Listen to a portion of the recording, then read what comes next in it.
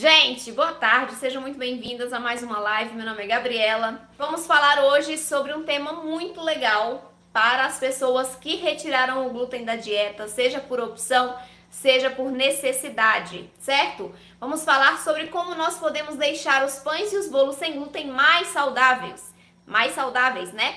Como que a gente consegue agregar valor nutricional aos nossos produtos, como que a gente consegue dar esse produto de maneira mais saudável e saborosa para nossa família. Então vamos tratar sobre esse assunto hoje. Antes, eu só queria falar uma coisa que muitas pessoas que retiram o glúten da dieta imaginam que vão ter uma alimentação mais saudável somente pelo fato de retirar o glúten da dieta. E na verdade não é muito bem, né? Não é muito bem isso que acontece. Porque de nada adianta você retirar o glúten da dieta, mas substituir o glúten por produtos ricos em carboidratos, com alto índice glicêmico, né? Com uma alta quantidade de açúcares, de farinhas refinadas. Então, o sem glúten, ele pode ser muito saudável, desde que a gente agregue farinhas ricas em fibras, proteínas, vitaminas, minerais, tá? Então é importante só salientar isso, não é porque é sem glúten que é saudável, é preciso a gente conhecer ali os ingredientes utilizados. E quando a gente faz o nosso produto em casa, a gente tem um controle muito maior sobre isso, né? A gente sabe exatamente o que foi colocado dentro daquele pão, dentro daquele bolo, para torná-lo mais nutritivo, mais saudável para nossa família. Então fazer em casa é uma opção incrível porque você tem esse controle. Você pode comprar pronto também. Só que aí quando você compra pronto, esses industrializados, eles vêm com conservantes, estabilizantes, né? Alguns trazem corantes também, saborizadores. E a gente não usa isso quando a gente faz em casa o nosso próprio pão, o nosso próprio bolo.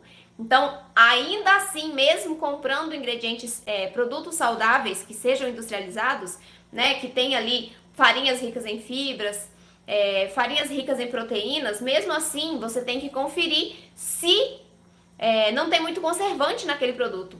E em casa a gente não usa um conservante artificial, a gente usa conservantes mais naturais, né?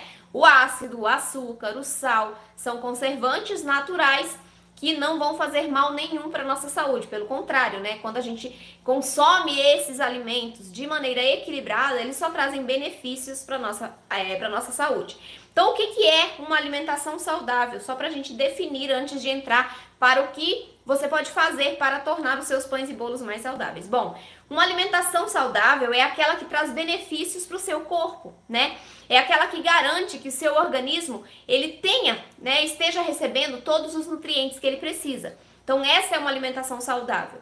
E ela se baseia em equilíbrio na alimentação, em qualidade, em quantidade, em segurança dos alimentos, né? Então, por exemplo, você que tem restrição ao glúten, como é o meu caso, né, que tenho doença celíaca, se eu consumo o glúten, eu não estou tendo uma alimentação saudável, porque eu estou agredindo o meu organismo a partir do momento que eu como o glúten, certo? Então, também vem por esse viés. Se você come alguma coisa que agride o seu organismo, você não está tendo uma alimentação saudável, certo? Se você retirou o glúten da sua alimentação por opção, talvez você tenha também algum desconforto, né? Por consumir a farinha de trigo, o glúten em si. Então, você retirou para ter uma alimentação mais saudável, nesse sentido, né, de retirar o que estava agredindo o seu organismo, o que estava te fazendo mal, tá bom? Então, definimos o que é alimentação saudável, definimos que nem todo alimento sem glúten é saudável, a gente precisa muito confirmar ali no rótulo, né, verificar exatamente quais são os ingredientes adicionados àquele produto, né, se tem muito conservante, se não tem. E a melhor opção de todas não é comprar, é fazer em casa, porque ali a gente coloca farinhas nutritivas, né, mais fibras, mais proteínas, ingredientes de qualidade, certo? O que a gente pode fazer para melhorar, então, essa qualidade nutricional nas nossas receitas de pães e de bolos sem glúten? Nós temos algumas opções de ingredientes, né, que a gente pode adicionar para que nosso pão, nosso bolo fique mais saudável.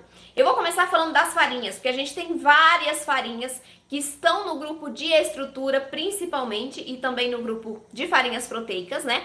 Então, nós temos várias opções de farinhas que entram para as nossas receitas para, sim, agregarem valor nutricional também, além de maciez, estrutura, umidade, untuosidade, sabor, elas também entram para melhorar o valor nutricional daquele produto. Então, eu peguei alguns exemplos aqui de farinhas para a gente discutir hoje. Então, nós precisamos incluir alimentos, né, ingredientes que contenham fibras, proteínas, gorduras saudáveis, né, gorduras boas, que contenham vitaminas, minerais. Então, a gente precisa conhecer os ingredientes para saber exatamente qual é o tipo de ingrediente de farinha que vai me proporcionar essa melhora nutricional dos meus produtos, certo? Então, é importante para isso também que você conheça as funções e as características dos seus ingredientes, dos ingredientes que você mais usa no seu dia a dia, certo?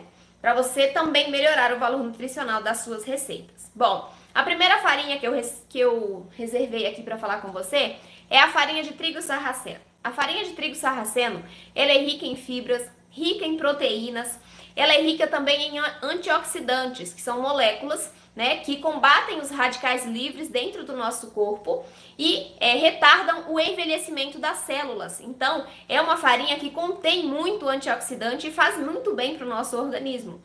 A farinha de grão de bico também, ela é rica em proteínas, ela tem cerca de 16% de proteínas, rica em fibras, rica em vitaminas, minerais. Então, são farinhas que agregam estrutura para as nossas massas, nós podemos utilizá-las em receitas de pães e de bolos. Em pães, elas combinam mais quando a gente coloca uma quantidade um pouquinho maior, né? Porque o bolo ele tem um sabor mais delicado, né? Uma textura mais leve. Então, quando a gente adiciona essas farinhas que são ricas em fibras, a gente carrega um pouco mais essa massa, a gente deixa essa massa um pouco mais pesada. Então, para alguns bolos, a depender da proporção, elas não vão cair muito bem. Mas se você colocar uma proporção pequena, vão ficar ótimas as suas receitas, porque elas agregam maciez e agregam umidade também, certo? Além de valor nutricional, né? Então, para bolos, para pães, você pode utilizar essas duas farinhas maravilhosas. Pode utilizar também farinha de feijão branco, que também é rica em fibras, proteínas, vitaminas, minerais, tá? Essas farinhas vão dar estrutura, que é a função principal, e vão agregar muito valor nutricional para suas receitas. Outra farinha que eu separei para falar aqui também é uma farinha de estrutura, que é a farinha de aveia. A aveia, ela tem uma fibra chamada beta-glucana. Essa beta-glucana é uma fibra solúvel, né? Só que não é digerida pelo nosso organismo. Então, ela ajuda a dar saciedade por mais tempo, né? Que a gente fique saciada por mais tempo. Além de reduzir o colesterol. Então, tem vários benefícios para a nossa saúde. Ela age também no sistema imunológico. Então, a farinha de aveia, ela traz fibras, traz nutrientes, traz proteínas para as nossas receitas, deixa as nossas massas também mais úmidas e mais macias, desde que a gente utilize uma proporção correta dessa farinha, né? Porque se a gente adiciona uma quantidade muito grande, ela vai pesar a massa. E aí o seu bolo, o seu pão vão ficar com o miolo mais pesado, mais embatumado. Só que na proporção correta, você vai ter um resultado maravilhoso, de até uns 30% ali do seu mix de farinhas, você pode adicionar de farinha de aveia para agregar esse valor nutricional que ela vai agregar aos seus alimentos. Outra farinha que é muito nutritiva, mas que muitas pessoas têm dificuldade em utilizá-la, é a farinha de coco. A farinha de coco ela é maravilhosa porque ela tem uma fibra solúvel também chamada de inulina. E ela atua semelhante às outras fibras que a gente tem, né? Uma fibra solúvel que a gente não digere. Então ela ajuda a manter a saciedade do nosso corpo por mais tempo, certo? Ajuda também, como toda fibra, né? No melhor trânsito intestinal, quando a gente se alimenta. Então, ela traz muitos benefícios. Ela é prebiótica também para o nosso intestino, faz bem para o nosso intestino. Então, a farinha de coco, eu falei que algumas pessoas têm dificuldades em utilizá-la, porque ela tem uma característica, né, justamente por ela ser rica em fibras, de pesar as massas e torná-las mais secas se você não adicionar a quantidade de líquidos suficientes e não combinar essa farinha com outras farinhas que agregam liga, por exemplo. Porque se eu adiciono somente a farinha de coco, a minha massa vai ficar um pouco farelenta, vai ficar seca, porque ela retém muita umidade e não fornece liga às preparações. Então, quando eu uso a farinha de coco, eu uso em uma proporção menor, em uns 20, 30% do mix também, e eu vou adicionar e combiná-la com outros tipos de farinhas. Posso combinar, por exemplo, com a farinha de trigo sarraceno, farinha de aveia, né, a farinha de arroz também, pode ser integral. para você conseguir um valor nutricional maravilhoso para sua receita e ter um resultado final de textura, de sabor incrível também, certo? Ela deixa o sabor residual nas massas, mas se você adicionar uma quantidade menor, como a que eu citei, a que eu recomendei, você não vai sentir tanto esse sabor do coco, tá bom?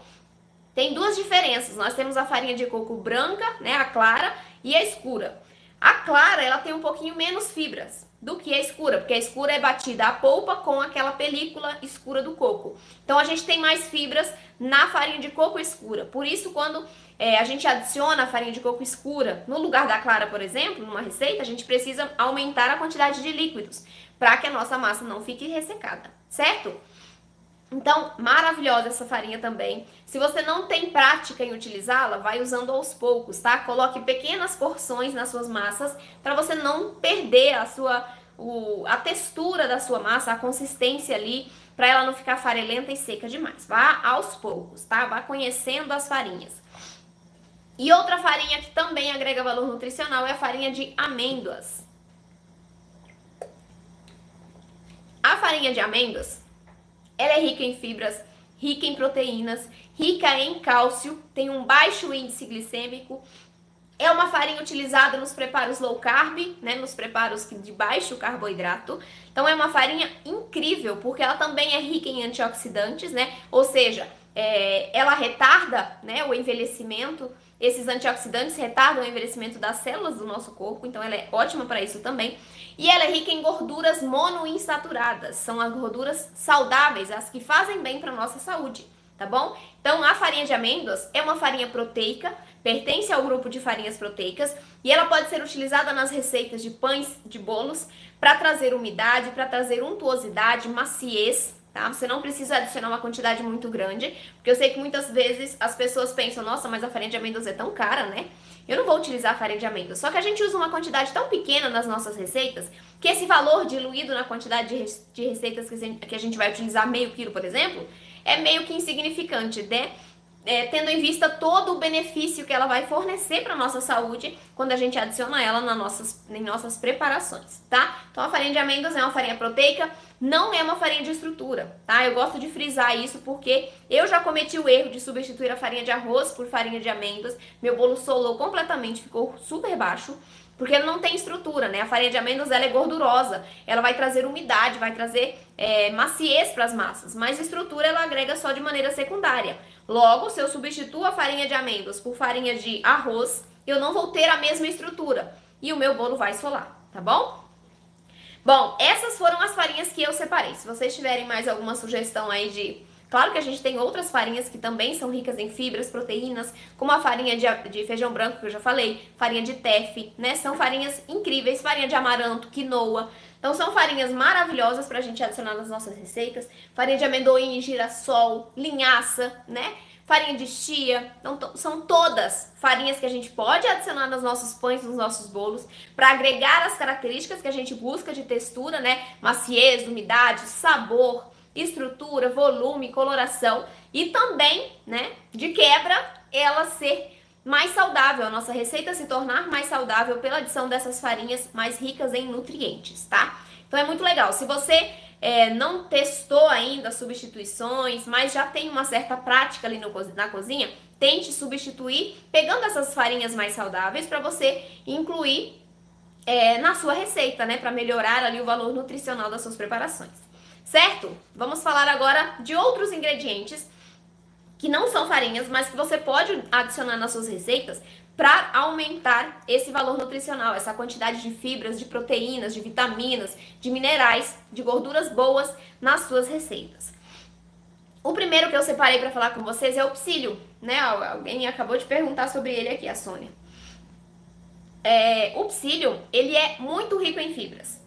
Então, ele vai melhorar os preparos das nossas massas, né? Melhorar o valor nutricional das nossas massas, porque ele reduz também o índice glicêmico delas. Então, ele também ajuda nessa saciedade, né? A gente se mantém saciada por mais tempo quando consome um produto rico em fibras. E o psyllium, ele tem uma carga muito grande de fibras, de vitaminas, de minerais.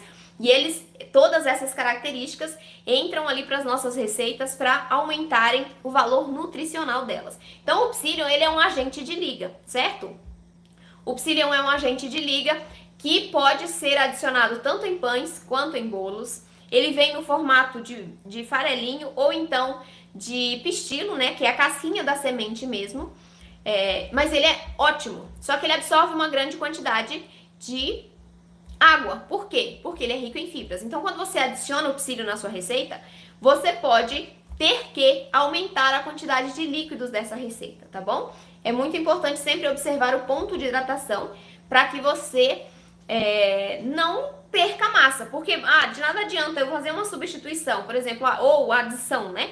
Vou combinar o psyllium com a goma xantana. Só que aí minha massa ficou seca, eu não corrigi o ponto, porque eu achei que estava tudo bem eu ficar naquele ponto, porque eu adicionei o psyllium, né? E aí eu vou ter o resultado de uma massa mais seca, que não cresce bem, farelenta, porque eu não tenho umidade suficiente dentro dessa massa. Então é importante. Quando você fizer essas alterações para farinhas ricas em fibras, você precisa observar o ponto de hidratação da massa para que ela não fique ressecada. Senão você vai ter uma massa nutritiva, só que não tão saborosa, não com a consistência tão boa. Então é importante você observar os dois lados, tá? O valor nutricional que aquela farinha, aquela preparação, aquele alimento vai agregar para sua massa, mas também o ponto de hidratação da massa, como você tem que modificar os outros ingredientes para você obter um resultado final que você goste, né? Que sua família goste, certo? Porque senão, se for uma coisa só nutritiva e não for saborosa, provavelmente não vai ter muito consumo em casa. Então, é importante você sempre ter essa sensibilidade de perceber quando você precisa adicionar mais líquidos, quando precisa corrigir um pouco mais a receita, tá bom? Vamos lá, o que mais? Vamos falar sobre biomassa de banana verde. A biomassa de banana verde, não sei se vocês já fizeram em casa, se vocês conhecem, ela é feita a partir da banana verde. Então a gente vai encapar a banana verde ali com papel alumínio. Você vai tirar, separar todas as bananas, higieniza, e aí você vai embalar essas bananas com papel alumínio. E aí, depois que você embalou todas as bananinhas separadas, você vai colocar na panela de pressão para ferver por até 8 minutos, tá? Pegou pressão, marcou 8 minutos, tira a panela do fogo, deixa a pressão sair sozinha, tá? Não force a saída da pressão. Depois que sair a pressão, você vai retirar essas bananas de dentro da água, vai tirar a casca, né, o papel alumínio, a casca, e você vai ter a banana cozida. A partir dessa banana, se você triturá-la no liquidificador, não precisa colocar água, tá? É só triturar a banana. Você vai ter uma biomassa de banana verde. Ela não tem sabor residual e agrega uma propriedade muito importante que chama amido resistente. O amido resistente, ele é muito similar à fibra, né? É um tipo de carboidrato que se comporta muito do jeito que a fibra se comporta. E aí, o que vai acontecer? Ele vai aumentar a nossa saciedade, né? Porque se ele se comporta como a fibra, ele também tem uma capacidade de aumentar a nossa saciedade quando a gente consome produtos com a biomassa de banana verde. Além disso, ela também é capaz de reduzir o índice glicêmico das receitas. Então, associado às fibras, né? Então, eu tenho fibras na biomassa, eu tenho o amido resistente, que os dois juntos vão fazer um excelente trabalho quanto à nutrição das nossas massas, das nossas receitas. E a gente pode usar a biomassa de banana verde tanto em bolos quanto em pães, tá? É só não pesar muito a mão, não colocar uma quantidade muito grande. Você vai se ter como parâmetro um purê de tubérculo, por exemplo, né? Um purê de batata doce, um purê de inhame. Você vai ter esse parâmetro para substituir, você pode substituir o tubérculo, né? O purê de tubérculo pela biomassa.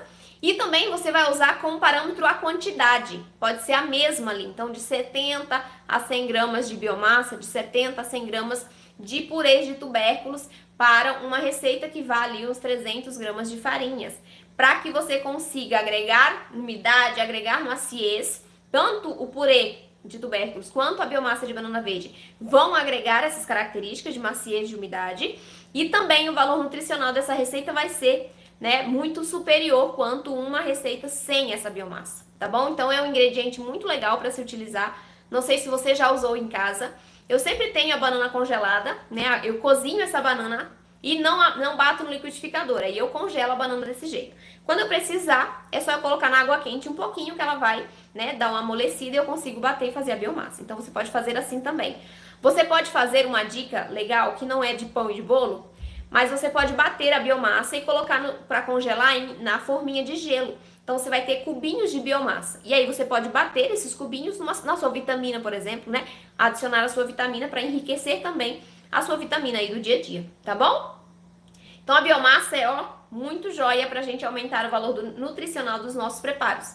E por último, e não menos importante, nós temos também os purês. Então purês de tubérculos, purê de batata doce, inhame, batata baroa, né, a mandioquinha salsa, a mandioca comum, né, o aipim, purê de abóbora, purê de cenoura, todos esses purês de banana da terra, né? Você tem todos esses purês que vão agregar fibras, agregar valor nutricional com vitaminas, minerais, proteínas, amido também, né? Um amido que vai ajudar a melhorar os seus preparos e vai entrar também para melhorar o valor nutricional dos seus produtos.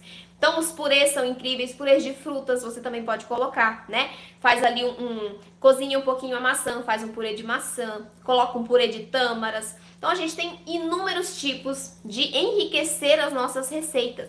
Chocolate, né? Cacau, na verdade, chocolate 100%, 70%. Cacau enriquece também as nossas receitas porque ele tem valor nutricional para agregar. Então cacau, chocolate acima de 70%. Que mais? Coco fresco, porque vai agregar fibras, vai agregar inulina, que é a fibra solúvel.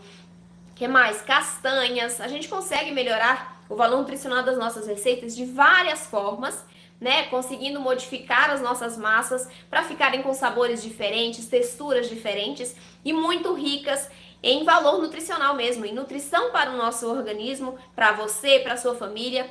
E não precisa ser ruim, gente. A gente consegue fazer receitas saudáveis incríveis, tá? Ah, eu esqueci de uma coisa aqui. Tem os açúcares, né? Aqui os açúcares, vocês podem pensar, nossa, mas aí a farinha entra como valor nutricional, mas eu tenho açúcar na minha receita. Só que você pode usar um açúcar que é mais nutritivo, você não precisa usar o açúcar branco. Eu não uso mais o açúcar branco, já tem nem sei quantos anos, uns 7 anos que eu não uso mais o branco. Eu uso o demerara, que é um açúcar mais nutritivo, não é ainda o bruto, né, porque o bruto é o mascavo. Eu uso sim o mascavo, mas em algumas receitas só. Então é uma substituição que vai também enriquecer a sua receita, substituindo um açúcar branco que não tem nada de nutriente, que não agrega nada para sua receita em função nutricional, né? Só agrega ali as características de textura na massa, mas de valor nutricional ele não agrega. Por um açúcar a partir do demerara ali, demerara, mascavo, açúcar de coco, açúcar de maçã, né? Todos esses açúcares que vão trazer valor nutricional para sua receita, tá bom? Rico em fibras, rico em minerais, fibras não, né? Minerais, né? Vitaminas. Então são açúcares benéficos que, se utilizados de maneira equilibrada, também são saudáveis, certo? Ok, gente, esses eram todos os ingredientes que eu separei para falar para vocês, mas a gente tem vários outros, tá? Eu peguei os principais ali, os que a gente mais vê no dia a dia, os que a gente tem mais contato através das nossas receitas, tá bom? Agora eu quero ir pro chat para tirar as dúvidas de vocês. Vamos lá.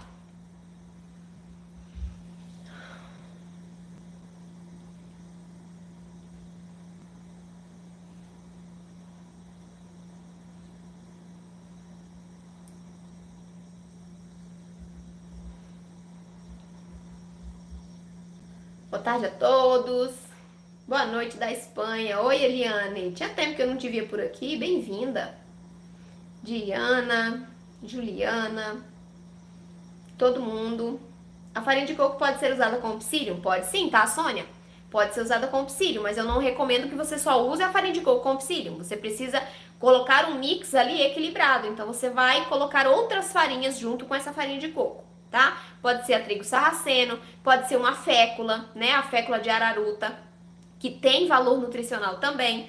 A fécula de batata e o amido de milho não tem, mas você pode colocar numa porção pequena para trazer somente a maciez e a leveza, né? E compensar com as outras farinhas que são ricas em fibras, proteínas, minerais, vitaminas. Mas o indicado é que você faça um mix de farinhas, tá bom? Farinha de painço. A farinha de painço é muito rica em fibras, tanto solúveis quanto insolúveis, tá? Ela ajuda também na saciedade. Ela é ótima para você usar nas suas receitas. Ela é uma farinha de estrutura, então você pode combiná-la com outros tipos de farinhas de estrutura, enriquecer a sua receita através do uso dessa farinha. A farinha de sorgo também é uma farinha de estrutura. Sim, ela é rica em fibras, rica em proteínas, só que a farinha de sorgo, quando a gente cozinha essa farinha, ela fica um pouco indigesta. Não sei se é para todo mundo, tá? Mas ela fica indigesta. E eu não gosto muito dessa farinha. Se você gosta, aproveite, né? Consuma, combine-a com outros tipos de farinhas de estrutura, com os outros grupos também, então Maciez, Liga, para você ter um mix equilibrado, rico, né? Nutritivamente. E vai ter um resultado final incrível, porque você misturando ali, combinando as farinhas, você consegue estrutura, liga e maciez de maneira eficiente, se combinar corretamente as farinhas, né? E vai conseguir uma receita rica nutricionalmente.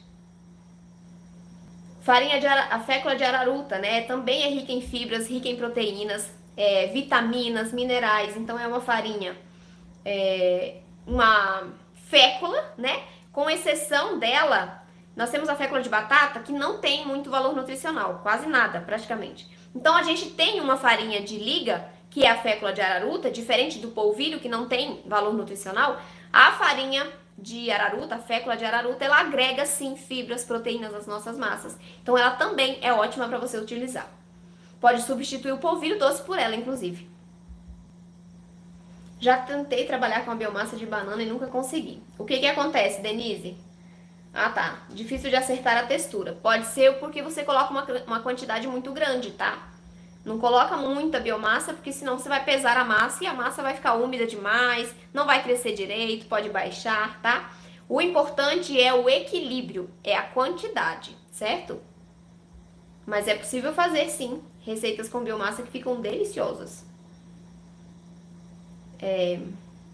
Por que embalar a banana? Já vi várias pessoas fazendo, mas nunca embalada. Silvana, você diz a banana verde para amadurecer nesse sentido? Ou como é que você está falando de embalar? Depois que você cozinha a banana para fazer a biomassa? Como é que é? Qual é o momento que você está se referindo? Por favor, só responda no chat para eu entender, tá? Amei as suas receitas e também as explicações. Obrigada. Que bom, Maria José. Fico feliz que você esteja gostando. Congelar a banana cozida sem bater, obrigada. Isso mesmo, Denise, congela sem bater. Coloca num saco, né? Saco de congelamento. Pode colocar ali no freezer, guardadinhas, elas duram bastante tempo congeladas. Posso usar todas juntas, né? As fibras, chia, linhaça e psyllium para fazer um bolo? Pode, Sônia, só que essas farinhas somente não serão suficientes para dar estrutura, tá? Você não tem nenhuma farinha de estrutura aqui. Você tem farinha de liga e um agente de liga.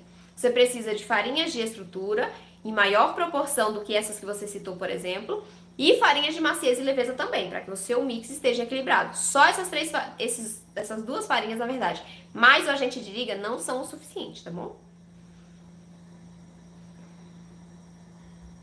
Faça a biomassa.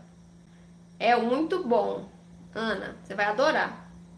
Dá pra fazer várias receitas com a biomassa, porque como ela não tem sabor residual, né? Você consegue fazer maionese, requeijão vegano com biomassa, queijo. Queijo nunca tentei, mas eu acho que dá certo. Porque ela tem liga, né? É só a gente saborizar com aquele pozinho sabor de queijo, né? Que eu esqueci o nome agora. Esqueci. O que mais? Clarificar o açúcar demerara é uma boa ideia. Você diz bater no liquidificador, triturar o açúcar, Maria José? Como assim clarificar? Não entendi como que é o processo. Me explica, por favor. O açúcar de cana escuro, melado, altera o resultado dos pães e dos bolos? Uso menos quantidade? Ana, altera sim, tá? Por quê? Porque o açúcar de cana escuro, né? O açúcar bruto, ele é mais úmido. Então, ele vai pesar a sua massa um pouco mais do que o açúcar demerara e o açúcar branco, tá bom? Mas você não precisa, depende da quantidade, da receita, na verdade, né? Pra ver se é necessário reduzir a quantidade ou não. O que você pode testar nesse início é usar uma parte de cada um. Você pode usar uma parte de demerara e uma parte de açúcar mascavo, tá?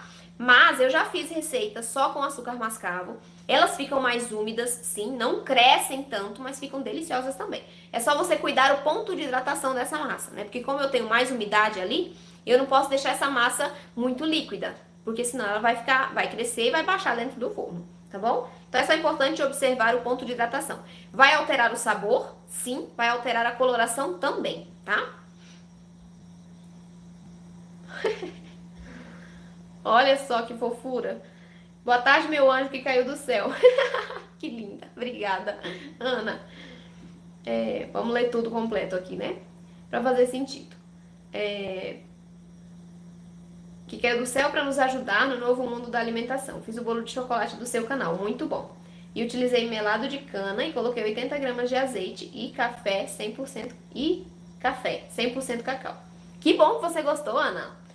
Muito bom. Eu adoro qualquer bolo de chocolate, né, gente? Bolo de chocolate é perdição de muitas pessoas. Eu acho que é o seu caso também. E eu fico feliz que você tenha gostado. Isso, Silvana. Você vai tirar, vai comprar a penca da banana, né? Vai despencar, né? Tira as bananas. E aí você vai embrulhar essa banana muito bem no papel alumínio. Ah, dica. Coloque a parte brilhosa do papel alumínio pra dentro, tá bom? Pra dentro, porque aí o calor se mantém ali mais do que se você colocar a parte fosca. Então coloca a parte brilhosa pra dentro da banana, fecha ela bem. E embalada desse jeito, você vai colocar dentro da água na panela de pressão pra cozinhar, tá bom? A araruta você pode substituir por polvilho doce, tá bom? Faz a mesma função, olha, José.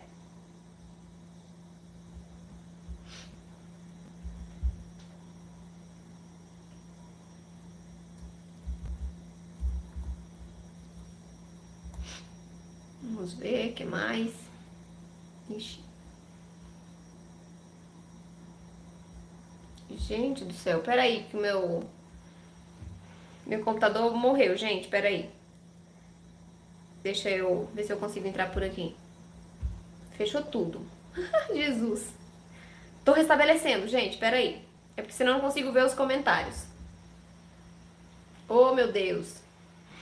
Voltou. Isso, levedura nutricional, Gustavo, obrigada. Jesus.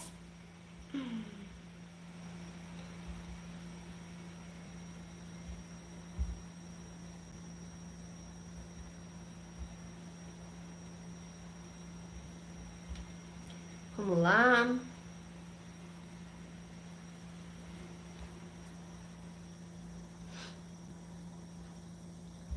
Próxima pergunta. Fubá. Rosângela. O fubá é rico em fibras, rico em vitaminas, rico em zinco.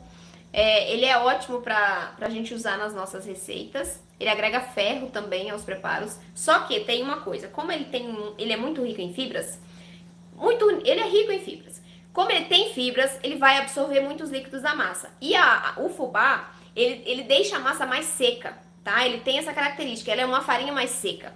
Então, se você agrega uma quantidade muito grande, a depender dos demais ingredientes, você pode ter um resultado final mais pesado, com um miolo não tão leve, tá? Porque você pesou a massa através da incorporação dessas fibras, desse amido também, que vai gelatinizar ali no centro do seu bolo, no centro do seu pão. E depender da quantidade que você use, pode pesar muito essa massa e o seu miolo do bolo, o miolo do pão ficarem embatumados, tá? Mas se usar na quantidade correta, né, numa receita equilibrada, você vai ter um resultado maravilhoso. Inclusive, tem uma receita de bolo de fubá aqui no canal, de bolo de fubá com cobertura de goiabada, eu acho que é. Que a massa é super leve. Só que você tem que usar uma proporção correta, tá? Para que você consiga um resultado leve, macio, fofinho e rico nutricionalmente, né? Porque ele é rico em fibras, em vitaminas, minerais, então faz muito bem também para nossa saúde. Vamos lá. Ah, tá, continuando o comentário de cima. Só fica um pouco mais forte com 100%. O cacau, né? Depois de esfriar, pode ser que fique mais gostoso, mas adorei. Ficou fofinho. Deus te abençoe. Fica muito fofinho. Se você não gosta do sabor forte do cacau, da próxima vez você pode reduzir um pouquinho, tá? Tira ali uns 10, 15 gramas, se você não gostar. Eu gosto do sabor mais forte, então, se você não gostar, você pode reduzir, tá bom? Brigadeiro de biomassa, Denise. Isso aí, dá pra fazer também, brigadeiro. Dá pra fazer ganache de biomassa, né? Coloca a biomassa no chocolate derretido e faz a cobertura do seu bolo. Dá pra fazer também. Tem a proporção certa de farinhas de estrutura, liga e leveza? Tem, Luna. Para bolos, a proporção correta do mix, básico, tá? Essa aqui é uma proporção para ser um ponto de partida para você que está iniciando os seus preparos sem glúten. Depois que você já tem experiência, que você já tem prática na cozinha com as farinhas, você vai conseguir trabalhar uma diferença ali de proporção no mix, tá bom? Mas se você está começando, o mix básico para bolos é o seguinte: 50% de estrutura, 25% de liga, 25% de maciez e leveza. Para o mix de pães, 60 de estrutura, 20 de liga e 20 de maciez, tá bom? Esse é o mix básico, mais uma vez, que depois que você tiver experiência, você vai poder modificar essas proporções, tá?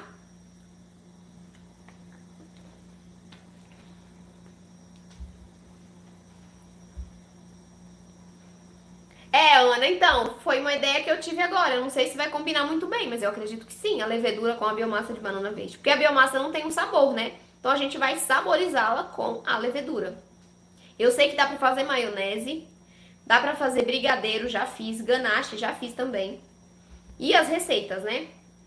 Essa do queijo eu acho que eu dei uma exagerada, mas talvez funcione, viu? Nunca fiz não, tá? Foi só uma ideia. Brigadeiro de biomassa ficou uma delícia. Fiz o bolo prestígio ontem, ficou divino. Ai, Rosângela, que legal, que bom que você gostou. Fico feliz. Tem que bater no liquidificador, Maria José, porque a banana vai ficar firmezinha, tá? Ela vai ficar no formato de banana, ela não vai ficar purê. Então, pra você ter um purê liso, você bate no liquidificador. Pulverizar o açúcar. Isso, aí você tritura no liquidificador. Você pode fazer isso também, tá?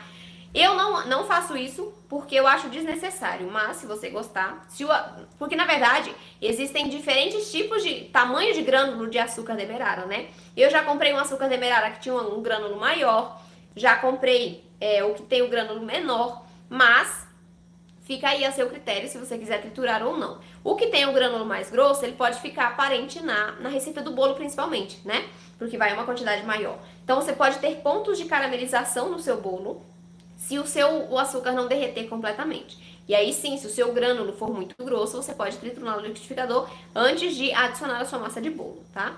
Como o meu não é tão grosso, então eu não trituro. Eu uso do mesmo jeito e não tem diferença na massa, tá? O resultado final fica incrível da mesma maneira. Qual gordura você usa no seu bolo de fubá? Sabe que eu não me lembro? Mas se não foi o óleo, pode ter sido o creme vegetal. Só que eu não uso mais creme vegetal. Então você pode substituir por óleo, tá? Por óleo vegetal. Eu acho que foi o óleo que eu usei. Qual a proporção de farinha de feijão branco? Depende, tá? Depende do seu mix, Suzana. Depende do seu mix. Opa. Você vai ter que adicionar, por exemplo, se for um bolo, 50% de farinha de estrutura. Então, se você tiver um mix, por exemplo, com 200 gramas de farinhas, você vai usar 100 gramas de farinha de estrutura e 50 de liga, 50 de maciez e leveza, certo?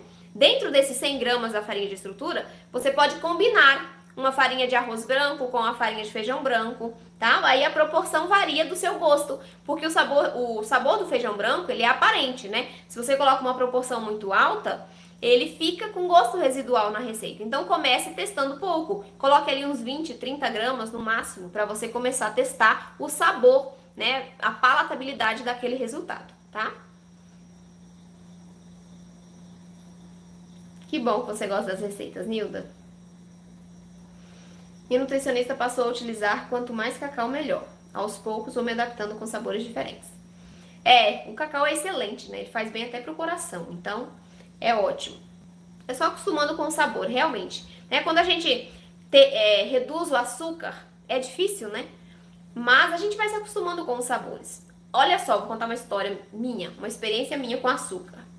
Eu sempre tive problema com colesterol alto, né? É de família, pelo que dizem os médicos.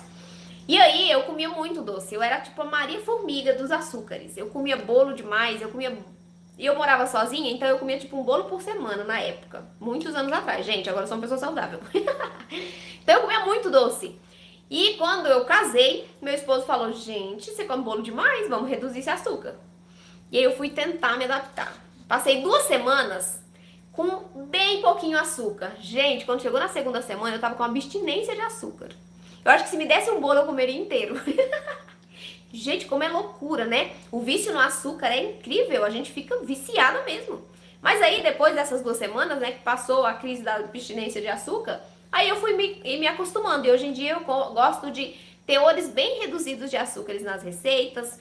O café, quando eu tomava, era sem açúcar, eu ainda faço sem açúcar. Suco sem açúcar, então a gente vai se adaptando, o paladar ele se adapta rápido. É só você não desistir e cair no bolo, que nem, né, eu tentei fazer. O bolo de chocolate sem o cacau, né? Só o chocolate. Calma aí que subiu. Nunca usei farinha de feijão branco. Tem sabor? Tem sim, Terezinha. Ela deixa sabor residual de feijão, tá? Por isso que eu recomendo que você comece a utilizar essa farinha, como a farinha de grão de bico também, que deixa sabor residual, em uma pequena proporção, para você ir testando ali até onde você pode ir com a quantidade para que não interfira muito no resultado final.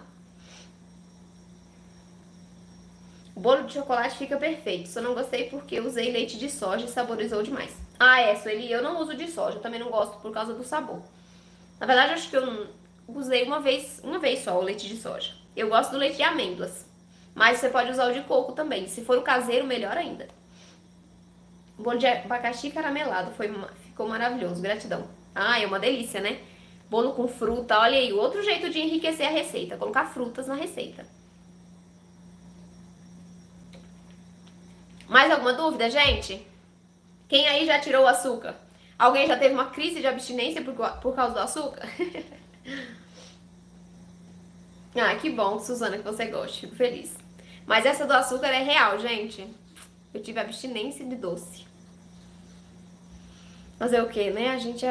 Eu sempre fui acostumada a comer muito doce desde criança, muito pão, muita cuca, muito bolo. Então, pra tirar o vício, foi sofrido. Mas tirei, graças a Deus. Já fiz 2 vezes seu bolo de frutas, amei. Que ótimo, Denise. Que bom que você gostou.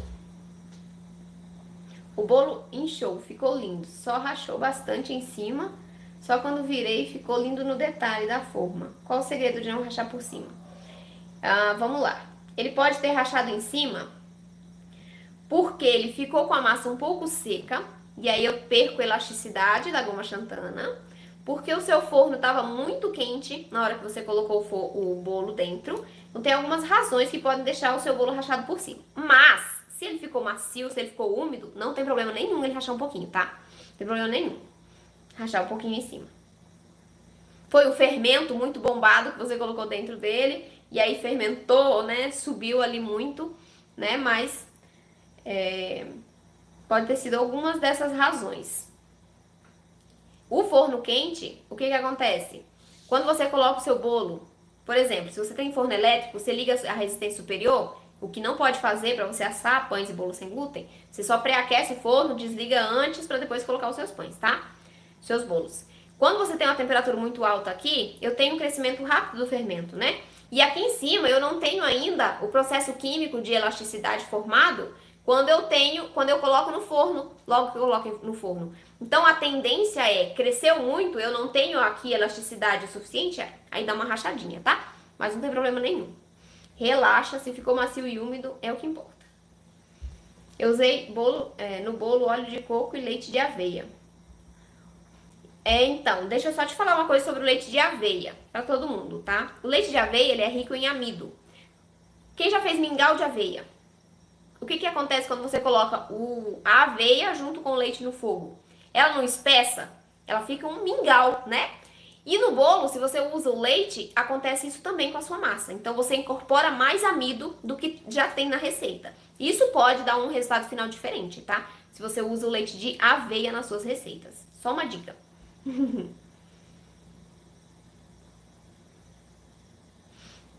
Faço muito suas receitas. Que ótimo, Terezinha. Continue fazendo, hein? A mesma coisa acontece com os pães? Sobre rachar em cima, Diana? Olha, se for dentro do forno, pode ser o forno quente. Mas, se for fora do forno, ou seja, enquanto ele está crescendo, é dentro do forno, né?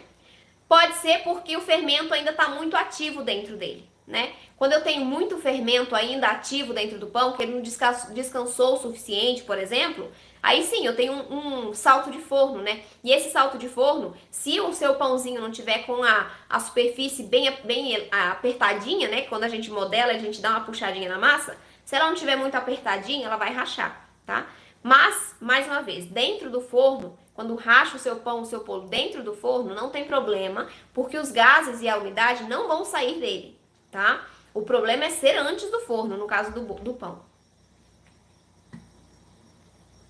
Ah, sim, Diana, é por conta da modelagem, tá? O pão de hambúrguer, né? Nossa, mas ficaram lindos os seus pães de hambúrguer. Incríveis, eu amei. Pode ser por conta da modelagem mesmo, tá? Dá uma apertadinha maior quando você for modelar, pra eles não racharem tanto. Mas alguns racham mesmo, é comum, tá? Os meus também racham às vezes, certo? Mas é normal. Dá uma rachadinha. Pode ser o fermento que tá ali muito ativo, né? Como eu disse, pode ser a modelagem que não apertou muito bem, não esticou muito bem as ligações ali, mas tá tudo tranquilo. Eu só estou no novo como é que é? Da alimentação por conta de cirurgia de endometriose. Logo farei a cirurgia e nisso tenho que seguir com alimentos anti-inflamatórios. Então, Ana Paula, boa sorte na sua cirurgia, né? Vai dar tudo certo. E aqui no canal tem várias receitas. Você pode escolher uma ali, adaptar com os ingredientes que você pode utilizar, tá bom? Pra você conseguir fazer as receitas que você pode comer. A temperatura deve ser 180 graus ou menor que isso. 180, Diana. É a que tá na receita, tá?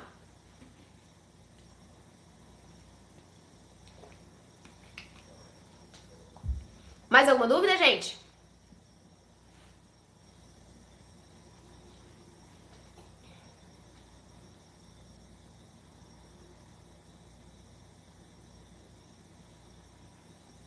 Vamos lá. Ver se tem mais dúvidas. Qual gordura você... Então, Gustavo, como eu te falei, eu não me lembro. Eu teria que ver a receita. Entra lá no meu canal, dá uma olhadinha, vê lá. Deve ter sido óleo vegetal, eu acho que foi o óleo. Tá bom? Eu não me lembro, são tantas receitas.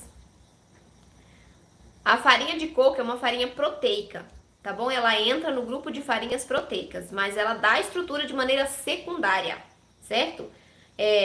Ela precisa entrar para trazer umidade, trazer maciez. Mas adiciona uma pequena quantidade, senão você pode ter um bolo seco, um bolo que resseca muito, que esfarela porque ela retém muito os líquidos da massa, tá? É só usar com cuidado, que você consegue resultados maravilhosos com essa farinha também. E use sempre em combinação com outros tipos de farinhas, tá bom?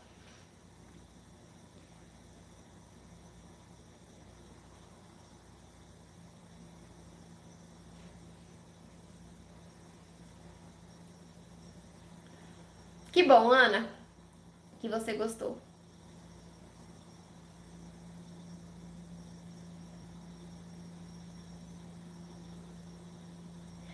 Isso, não deixe as duas resistências ligadas, tá, Ana? Senão você pode causar outros problemas na sua massa também. Como a sua resistência de cima estava ligada, foi rápido o crescimento e aí por isso que rachou, tá?